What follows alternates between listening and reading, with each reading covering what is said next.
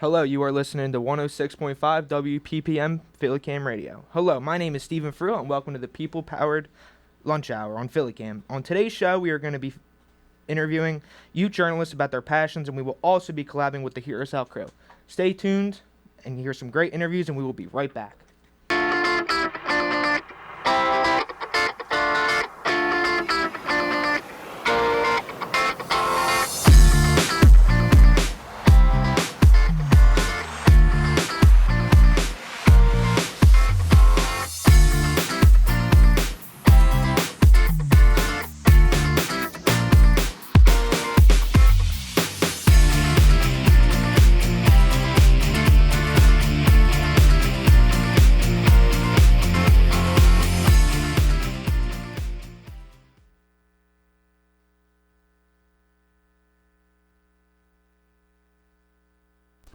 I'm here with Henry, Natalie, and Sophia, and we're going to be discussing education issues. So, guys, what made you want to cover this topic? So we decided, me and Sophia, to collaborate on discussing about mental health because we feel like it's a really strong issue that's affecting our youth. And since adults are always telling us that youth are the future, we feel like schools especially should provide a way of support system to help us deal with this. Most definitely. And what topics have you been researching? Well, we are doing mental health, specifically stress and pressure in teenagers in high school. So, Definitely, that's really cool. Is there anything new or interesting that you learned while researching? so I did a Google form to ask students specifically. So I found that 44% of the participants said that they were stressed because of their workload, and I think that says a lot about the education system. Mm-hmm. And what do you think public schools could help to do to provide a safer and more comfortable environment for the youth that go there? So I feel like schools should definitely teach students how to balance social life, schoolwork, and health because it's an essential skill to know in order to succeed in life, and especially now that since kids are in school and they receive they should receive support from parents and their teachers. Now that they're young, they can learn, and then once they're on their own, in college, they can learn better how to deal and be successful and manage that accordingly. Mm-hmm. And why do you think the public should know about this issue? Okay. I think it's important for awareness for this because, like Natalie said, the teens, they will be our future world leaders, and we need to provide safe places so that they don't feel as stressed and pressured because of education, which is supposed to help, but really sometimes doesn't. Yeah, totally. Some schools refer to themselves as education institutions. How do you feel about that term?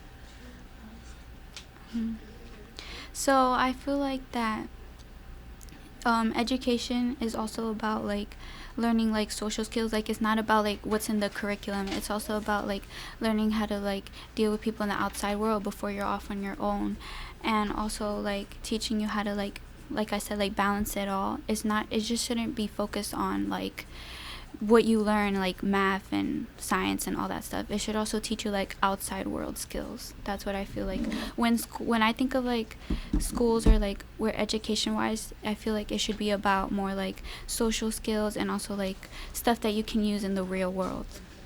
Okay. Henry, did you have anything to add? So I'm working on a different topic under the great umbrella that is education. So I kind of focused on public and charter schools and the difference between the two and kind of how they affect each other in funding mainly.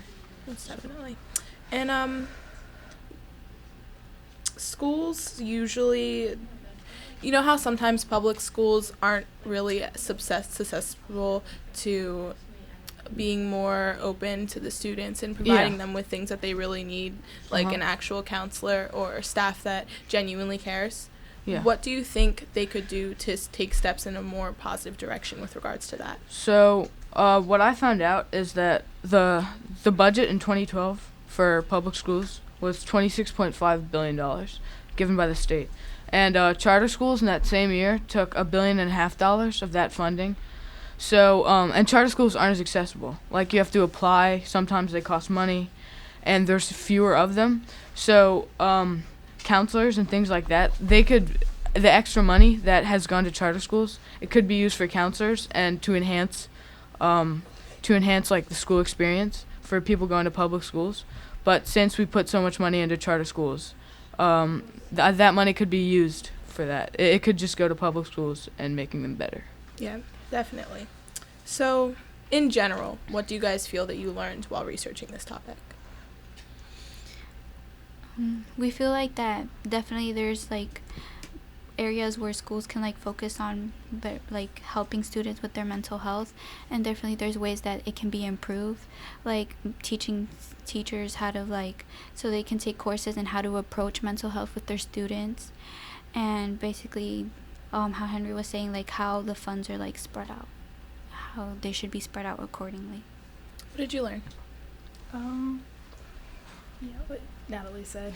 Okay, so to wrap it up, basically education, you guys feel that it's important and people should really be more aware about what's really going on behind closed doors. Yep, Definitely. cool. So thank you for your work and joining us on the show, and we'll be right back. You're listening to People Power Lunch Hour on Philly Cam.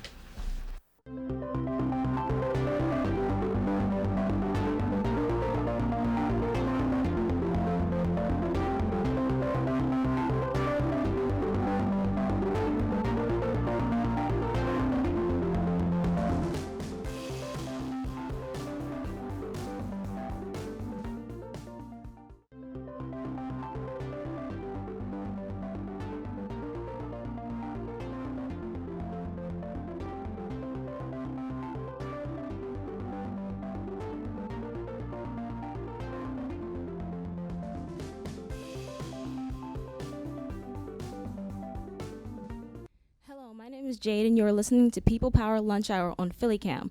I'm here today with two journalists, Aurora and Tanya, to talk about environmental issues. Hello. Hi, I'm Tanya. I'm a sophomore at Phillips Exeter Academy, and I research marine debris and microplastics. Hi, I'm Aurora. I go to Greenwich Charter School, and I researched asteroids and meteors. So, can you tell me a bit about why you picked the topic? Well, how much plastic do you think you eat every day?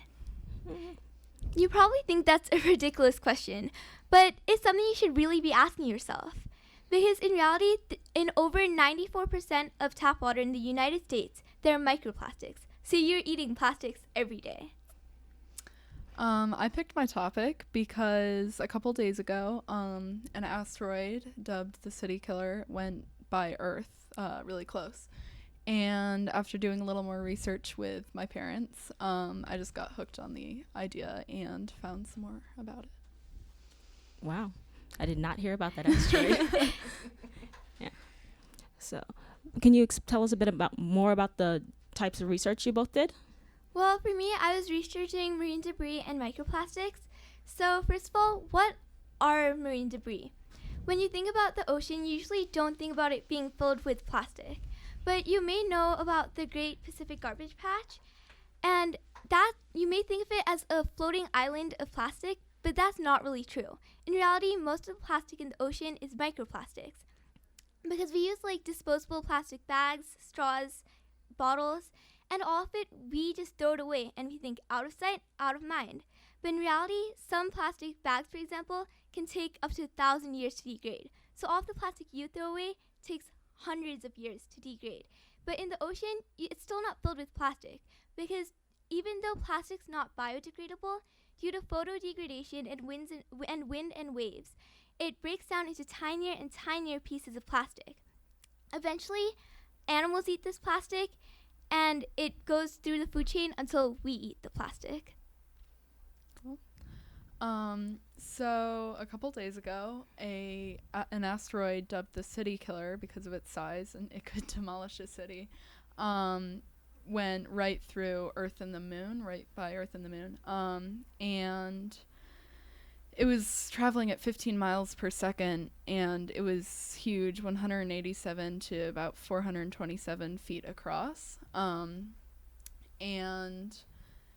had it been closer, it could have hit in the ocean or on land, and depending on where it hit, could have caused more damage. But it's totally surprised scientists. They know where 90% of the asteroids are in space, and this one just wasn't in that 90%, and it was too fast and small for them to detect. It was closer than the moon, which is crazy. And then after a little more research, I found out about the oh gosh, I forget how to pronounce it, but the Chelyabinsk asteroid in Russia in 2013, and it actually did collide with the Earth almost, and 60 feet from the surface over a town in Russia, it exploded, and the explosion was one of a nuclear weapon, and the blast harmed, I believe, 1,600 people, but none were killed, thank God. And since the 2013 incident in Russia, scientists have been trying to think of ways to build a spaceship that can be launched into space and nudge further asteroids that could cause more damage into a safer orbit. That's good. So, do you guys have any ideas on how to improve these things? Well, as for marine debris, I think it's important that people are aware of their habits and when they're using disposable plastic, because once you start realizing what's disposable and what's not plastic, you'll see that a lot of packaging is all plastic, and we actually use a lot every day. For example, Americans use 500 million straws every day, and plastic straws take 200 years to degrade. And there are also more than 60 million plastic bottles in landfills and incinerators every day. And also, plastic bottles take 450 years to degrade. And another common example is plastic bags. More than 500 million are used every day across the world. But in a year, that's up to 1 trillion plastic bags. So at least in those 3 things, it's really easy to fix once you change just small habits. And you can start using a reusable plastic bottle. You can start saying no to straws or using alternatives like paper straws. And for plastic bags, you can just carry a reusable bag. Right. So scientists, there's been debates on well, do we have enough money for fundings to build this spaceship? So I think I don't know how much we can do to help with the construction of something so big, but just donating money and thinking of ways maybe in your community to I don't know, just talk about it and learn about these asteroids and be aware, because asteroids go by all the time and we don't even really notice. But when they come this close, it's a little scary. And, so we don't know when the next huge one can come, or the 2013 Russia incident could come, and it could happen anywhere on the Earth. And so just, being aware and coming up with ways in your community to, collect money and donate and stuff. Well, that's good. Is there anything else you want to tell the people? I have a fun fact about the 2013 asteroid in Russia, and I was really fascinated that the blast was picked up in Antarctica. It was picked up that far away, and I was like, whoa, a blast that big, and it must have been terrifying. People could have feared for their lives, and luckily no one did die, but, about 16,000 were hospitalized because of the blast and, shards of glass from windows and stuff. So I thought that was really fascinating that the blast was picked up that far away. Yep. As for me, by 2050, there will be more plastic in the ocean than fish. So even if you can't really see off the plastic because it's microplastics, you should start being more aware of your actions. And while we still can, we must make a change. Yep, I agree. Well, thank you for your work and for joining us on the show. We'll be right back. You're listening to the People Powered Lunch Hour on Philly Cam. Thanks.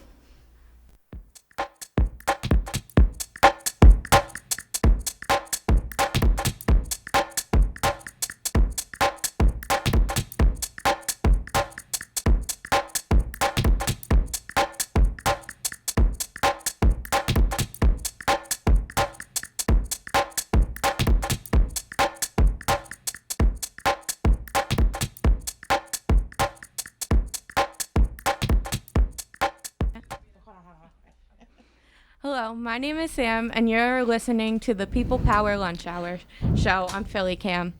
I'm here with journalists Victoria, Anthony, and Jordan to talk about human rights. Okay, so my first question to you all is, tell us what topics you've been researching. So I've been researching the topic of gender equality, and I chose to research this because it is very important to me, and I think it's important in general, because it's just a basic respect point that all humans should be treated equally, and it is one that we as a country and the world has struggled with for many, many years, and it's just completely mind-boggling that people can't seem to wrap their minds around the fact that all humans should be treated the same, no matter of their differences in any regard. Yeah.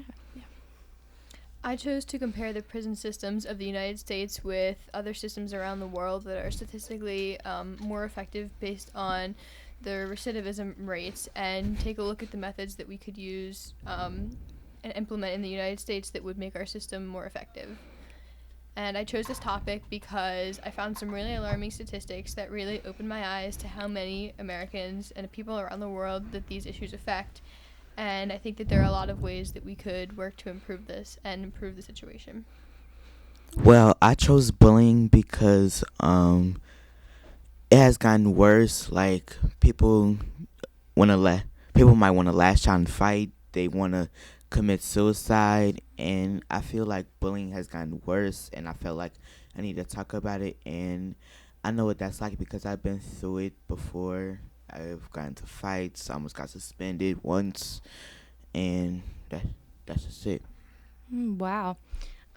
So, is there anything new or interesting that you guys have learned from studying these topics?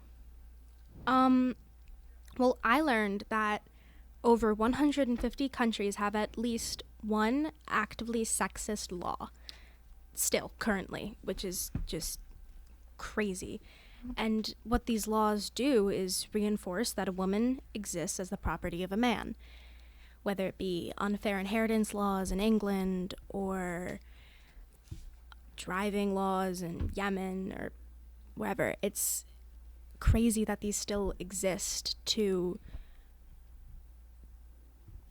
keep down women and keep them from being equal. Mm-hmm. Yeah. I learned a lot of things from this research, especially that there are different systems than what we use in the United States that are proven to be more effective, such as like having entire islands dedicated to rehabilitating inmates and helping them to achieve more normal lives after being incarcerated. And I think this is a really important thing to work on because it can help change the economy and help people get jobs and just change the lives of millions of Americans every year. Well, I feel like and nobody should be bullied, and I learned a lot from like sticking up for yourself and learning how to just ignore it. But some people are different, like they don't know how to control their emotions, and they just want to like do something really stupid or do something really harmful. Yeah. And I feel like everybody should be treated equally and treat others the way you would want to be treated. And if you want to pick on somebody your own size. Yeah. So why should the public know about these issues? I think the public should know about these issues and does know about these issues because it affects half of the world's population. And it's just something that we need to fix. It hurts people and it keeps people from living their lives. And just everybody should be able to have an equal chance at living. And these laws and rules and stereotypes all keep people from doing that. think that the public really needs to be educated and learn about this issue because it affects a lot of people and their families based on helping to heal things that may have occurred in their past that caused them to turn to crime or other illegal activities, and it can change the way things are and their quality of life for not only criminals but also their families. And so if we can make the criminal justice system more effective to help more people, then it will make a big change on not only the people that have committed crimes but the people around them too. What was the question again? It's why should the public know about this issue? The public should know about bullying because well, this one day I was doing some research and it said that one person was bullied because he was gay and he committed suicide for it. And I think the public should know about this issue because it's very sad, you know, because like I said, you should treat somebody how you would want to be treated. Yeah, for sure.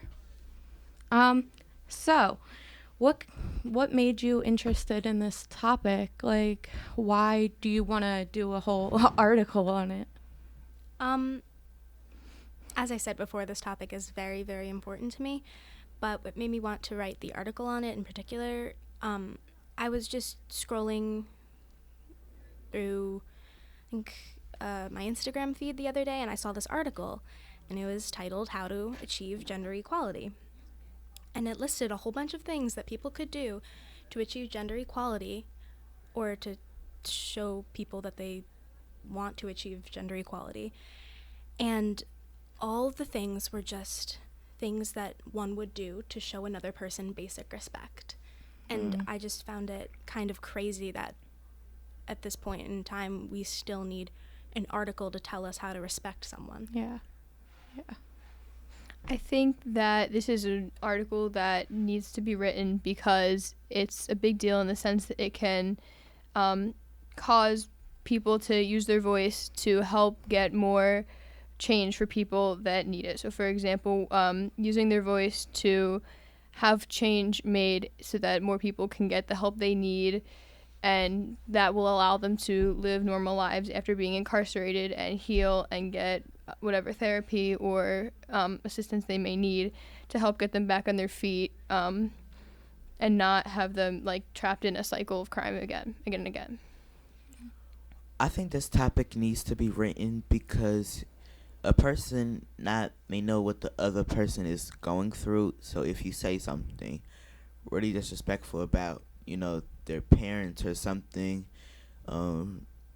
it could be hurtful, you know. It might want them to like fight you or something. May try to like kill you or something, and anything could happen. So as youth, what are some things you feel you can do to let your voice and opinion be heard and try and like help out with this issue that you're working on? I think you just need to activate for the issue like as much as you can and talk about it and share your opinions and let it be known with whatever platform you have. Anybody could see it. Anybody may see it. It's just it doesn't matter how big or how small what you're doing. It's just you need to be doing something.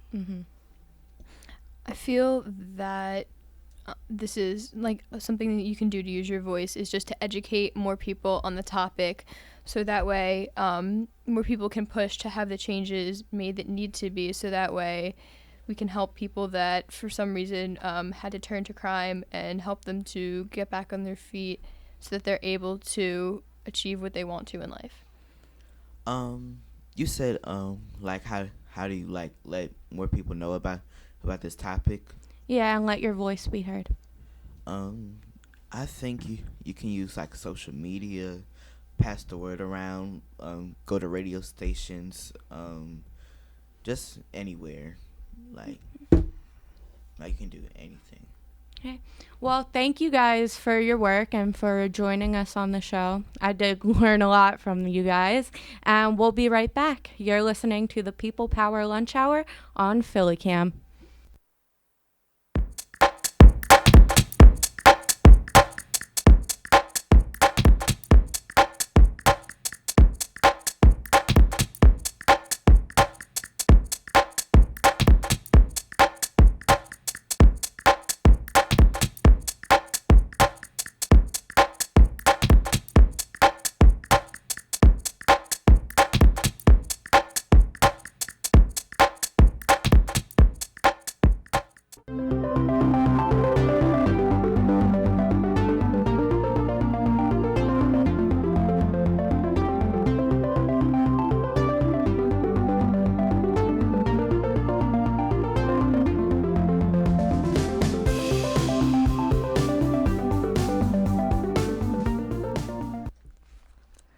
Hello, my name is Joshua Mitchell. You are listening to the People Power Lunch Hour show on PhillyCam. I'm here today with journalists Hudson, Caleb, Geronimo, and Melody to talk about issues surrounding technology. And so, can you guys tell us a bit about the topics you've been researching? My name is Melody, and I go to Central now. I'm going to Central, and I've been researching mostly like the negative effects of like social media and like screen time, and like how it can be bad mentally and physically, and like just why it's like bad for you. And I mean, there's good aspects too, but like we shouldn't spend too much time using those things. Yeah. Hudson? Okay, I'm Hudson. I go to Masterman, and I'm researching the Area 51 raid. I like your line of work. I'm Geronimo, and I go to Greenwoods, and I researched basically like digital trends online and how they affect people in their daily lives. Nice. Hi, my name is Caleb, and I go to Project Learn Schools in Germantown, and I've been researching what makes a trend and how it affects us and why we do it. And so, I mean, I feel like just because of the age you guys are at, like you're very into technology and social media, but is there anything new you learned doing your research? Well, I usually go on my phone for like, I looked at my screen time and it was like 3 hours, but when I was researching it, it said like most teens, which is like the age 13 to 17, a study showed that they were on their screens for like around 9 hours. Wow. And it's just crazy because that's like over a third of your day. Yeah, that's ridiculous. Yeah. What about you, Hudson? So, I learned something new. It was, there's not much new you could learn from the topic I was getting, but it was that you could post events on Facebook. Okay. I guess I learned that. I don't really know. I guess I learned a couple new trends. Okay, nice. What about you, Caleb? With my research, I learned that humans are drawn and they're social animals. Say that again? They're social animals. Oh, okay. And so, like, what kind of drew you to this topic of technology? What drew me to like social media and all that is because I use it, and all my friends use it, or most of them at least. And I just like recently like realized like I'm on this like way too much, and like is this bad for me? And like so recently I've like tried to cut down on like social media and just being on my phone, because like how much of being on my phone am I actually gonna remember? And I'm like still I'm still in my childhood, and I should like go out and do things that are healthier for me that I'll remember. And like I just like want to get it out there that so should other people, and that it's bad for you, and like is it worth it? Well, I think it's good that you're this young thinking about stuff like that. So, Hudson. So what it drew me to it was how just like crazy of an idea it was. So yeah, it was also kind of funny. So yeah, definitely funny too. I was drawn to this topic because I was just interested in like how like trends will start and how people could use trends to do like how to like people use trends to get famous, or how it can affect somebody's daily life, or like how safe it is or something like that, because there's a lot of just dumb stuff that people do. It's like very unsafe. So Caleb? I was drawn to this topic because I was just curious why everybody keeps doing dumb stuff. And, like, the Area 51 raid. Like, we know half of the people, half of the 400K people, or half of them are probably not going to go. Mm-hmm. And they have no energy to do that. And so, yeah, like, what do you guys think the likelihood of this Area 51 thing is? Slim. Oh, and yeah, like, what is it really? Like, what is this whole Area 51 raid? Well, it started as a joke, and then it just became, like, super popular. Like, celebrities started, like, posting about it. This is how it started. They said there's a secret bunker at Area 51. Then everybody just started going crazy about it and saying, like, oh, we're going to march down to Area 51 because we need to see a secret bunker and stuff like that. It's more like aliens. Yeah. And, like, celebrities have responded to it, and it's just, like, really big. And, like, there's, like, a Facebook page, I'm pretty sure. There are a lot of other dumb memes, like trends and stuff like that. Like the fire challenge. Like you put alcohol in yourself and then you light yourself on fire and then you jump into the pool. Yeah, that sounds really ridiculous and stupid. It's pretty stupid, yeah. And the bottle flipping. And the Tide Pod challenge. Yeah. Yeah, we got like a lot of dumb challenges nowadays. And yeah, it goes along with like the trends you guys were talking about. And so do you think that technology more so negatively affects people or positively?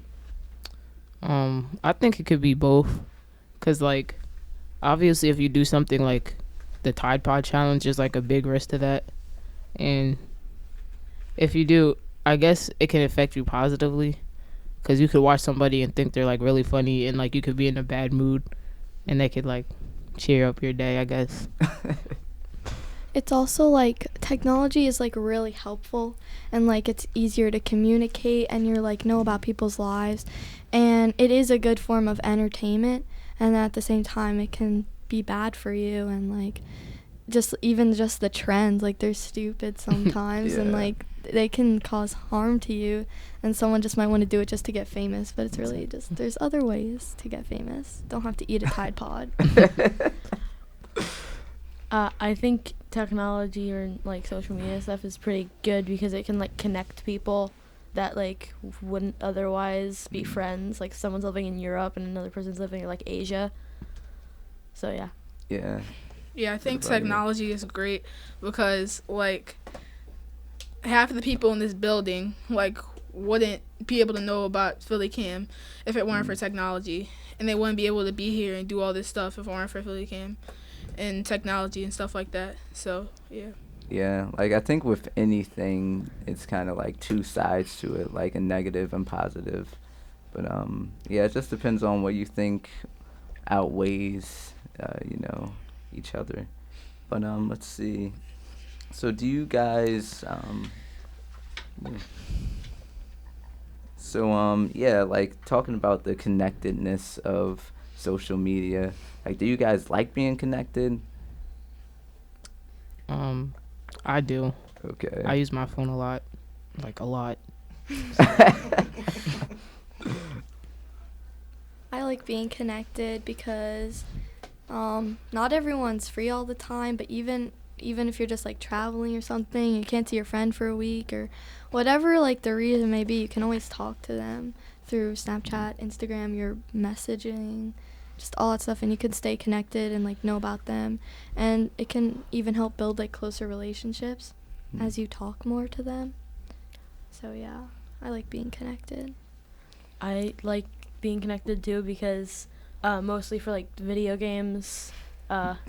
First of all, like talking to your teammates and stuff like that can help you, and then like playing with your friends, stuff like that. Yeah.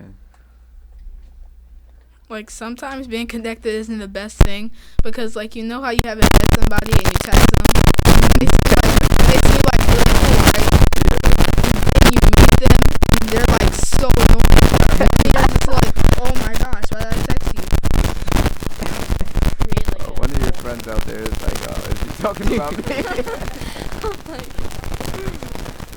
But so where do you guys think technology is going? Like, where do you see it in maybe like 10, 20 years? Well, I see it in just like a more developed way, not really anything more. Something like, I don't know, like some dumb stuff that iPhone would do. Or Samsung.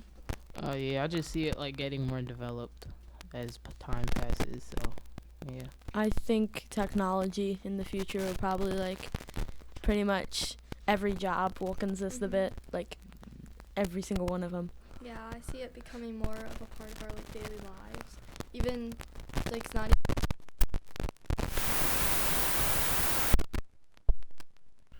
Yeah.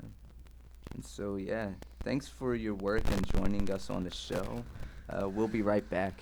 You are listening to People Powered Radio, People Powered Lunch Hour on Philly Cam.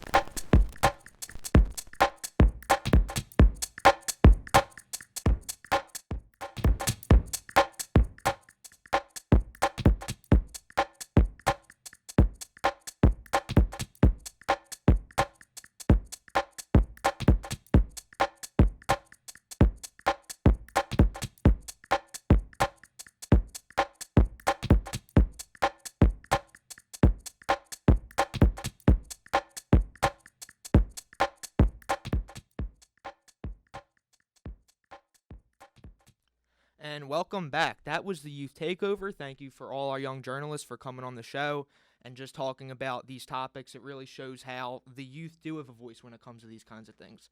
Now, Jay Bez, what did you think about it? I think it was a great opportunity for them to express themselves and talk about some things that we wouldn't know that they would want to talk about. Right, because people don't realize that the youth actually have a way bigger voice than it makes it out to seem. Yeah, did you want to talk about our show that's coming up? Hear us out? For sure. So, all right. August 7th from 5 to 6 p.m., we have a show called Hear Us Out here at 106.5. And during that show, our theme will be unity. So we'll talk about whether is there unity inside Philadelphia, is there unity inside different cultures, and our main topic, it will be solidarity. So you can come in and tune in. And we also, this is our third show, so this is our last show. This is the last show of this season, so it's very special to us. And we'll be having a listening party here at Philly Camp. So you can follow our Instagram, Hear Us Out, WPPM, Hear Us Out, HEARUSOUT, WPPM. You can follow us on Instagram for more details, and we also have guest appearances, interviews, discussions, pre-recorded segments. It'll be a blast.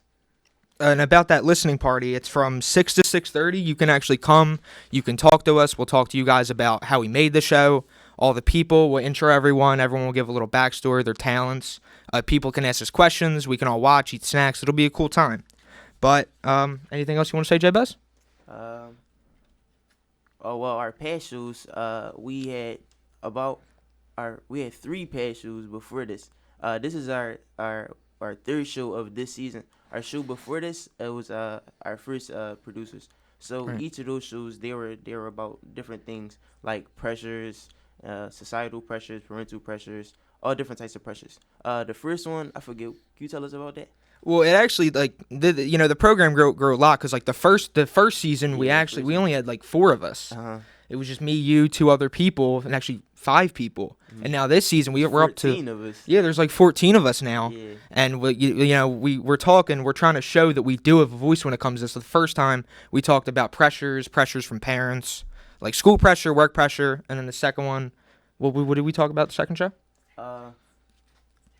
It was stereotypes. Yeah. So it was different types of stereotypes, whether your race, your class, how you look, or how you carry yourself, and they basically told us about that. And so that was our 2 before this one. And our 3rd show, we'll be talking about unity, and we can't wait for y'all to tune in and come.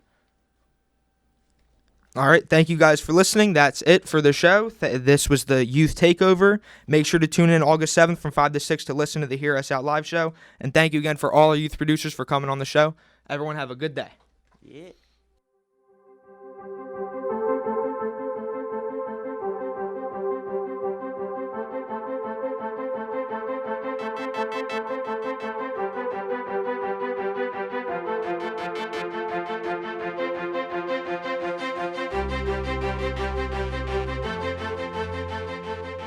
What's at stake as a result of the FCC trying to rewrite the rules that Congress put forward in the Cable Act some 35 years ago. What's at stake is communities being able to get fair compensation for the use of their property, for cable companies to be able to have a license to make money, and for communities to have channels in which they can actually communicate with one another.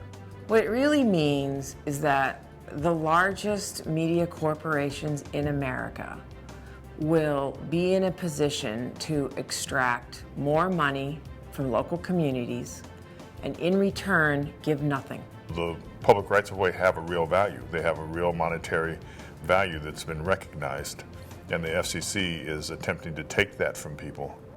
Things that were once donated or in-kind donations like 911 emergency lines or high-speed fiber internet between schools, those all that were considered in-kind donations are now going to be put at a market value, and that market value cost will be deducted from the percentage of what we receive annually from those franchise fees. It could be a negative defining moment for our industry to allow us to continue to do the work in our local communities to inform our local residents about what's happening with their government, what's happening with their schools, what's happening in their neighborhoods. It's taking away democratization of media and putting it all into the power of a few companies who will control everything that people consume, see, read, and hear. I mean, I think what's at stake really is the uniqueness of community media. I think what's beautiful about access is that it creates possibility. So it creates possibility for everyone, no matter where you fall on the economic spectrum, no matter where you fall on spectrum of race. And community media is an extremely powerful tool that can help expose people to different ideas that they may not know or have thought about. We're a branch of the town crier, one that sits on the corner and says, folks, this is what's happening in the community. This is what we need to do. This is how we're going to make things better. Just rise up and get your voices going. That's what we are. What's at stake is losing community voice, but from an educational standpoint, one of the things that we lose is providing students a real opportunity to have access to tools that they would have never had access to before, such as camera equipment, space, learning and knowledge, but also being able to use those tools to be able to have a voice. Community media is essential in our current political climate. We have a cacophony of very loud voices in our commercial media spaces. It's truly unique and important that we have centers like these in our towns and our cities and our villages and our hollers. From small towns in Maine to the biggest cities like Manhattan, there's so much at risk. It guts the entire federal statute, which was designed to say that there would be both monetary benefits and that there would be community benefits for media. And if the cable operator has the ability to simply by fiat decide what the value of that is, there's nothing for local governments to negotiate because you have no negotiating power. In 2019, when we're seeing journalism being threatened, when we're seeing jobs disappearing, the one thing we can't end up doing is basically shredding those institutions, getting rid of those institutions, and eliminating the possibility for local people to actually see themselves in media.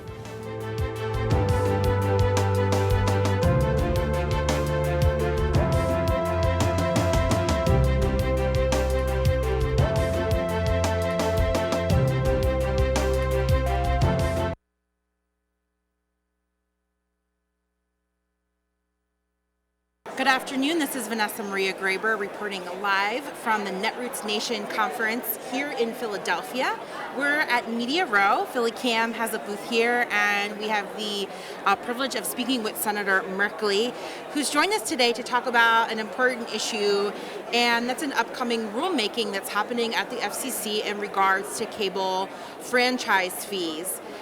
We had a press conference earlier with our coalition talking about what those franchise fees and how this rulemaking will affect us locally here in Philadelphia and also all over the country.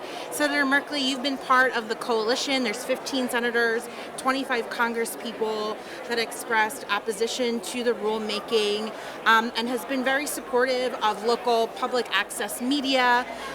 Tell us a little bit about that support and what your thoughts are on the matter. Yeah, what this comes down to is the Federal Communications Commission is trying to suppress public access. And if you think about cable companies, they use the public right-of-way, and so been part of the cost of using the public right-of-way, or the payment for it, has been a 5% fee to localities, but also that they would air public access programming. So they'd have public access channels. They don't like this. They don't like, the big cable companies do not like paying fees, and they don't like letting ordinary citizens have access. And so they're trying to break the deal through new rulemaking at the FCC.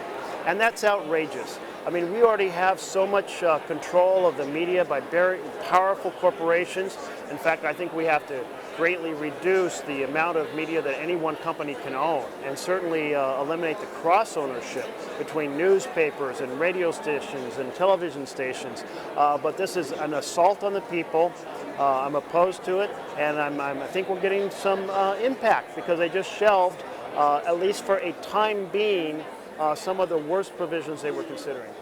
Yes, that's right. We want to thank all of the members of Congress and the Senate who have supported us, and all the people that participated in the rulemaking process, as well as all of the coalition partners. It's that people power, right? That I think had a big effect on the FCC tabling that issue right now, because many people came out in support of public access and demonstrated that they're not going to let this go without a fight. Again, how do you see the future of local media if people don't take action? Because that's what we're really trying to do here at Netroots, right? It's showing people all the different ways that they can plug into these social movements, and it's also showing the importance of independent and community media and being able to give all these issues a platform. Yes. Well, we have to be in a state of perpetual vigilance because these powerful companies have hundreds of lawyers working day and night trying to maximize their profit and diminish the voice of the people. And America would be far better off facilitating a much stronger voice for the people, great diversity in the voices that can be on the public airways, all the public airways, not just cable television. And so it is important to celebrate a victory, but realize the other side is not going home and stopping, and neither can we. So I want to add to your thanks my appreciation for all the advocates who weighed in. The really tens of thousands, or maybe it was hundreds of thousands of comments, the pressure. Members of Congress spoke up, yes, but what's much more powerful than that is the voice of the people. So stay at it. Let's defend our access to make our views known here in the United States of America. That's right. PhillyCam is people-powered media, and together we can make a difference, take action, and help maintain our local media infrastructure. Senator Merkley, thank you so much for joining us. It's wonderful to be with you. Thank you. All right, thanks. We'll have more from the Netroots Nation Conference. Stay tuned with PhillyCam TV.